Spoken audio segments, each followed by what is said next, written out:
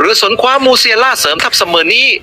แมนเชสเตอร์ซิตี้กำลังพิจารณาการเซ็นสัญญาคว้าตัวจามานมูเซียล่าดาวเตะวัย 21 ปีของบาเยิร์นมิวนิกในเสมอนี้ตามรายงานซิตี้ต้องการปรับปรุงแนวรุกและต้องการเสริมทัพด้วย2ผู้เล่นหน้าใหม่เข้ามาโดยมีมูเซียล่าที่ซิตี้เชื่อมั่นในศักยภาพฝีเท้า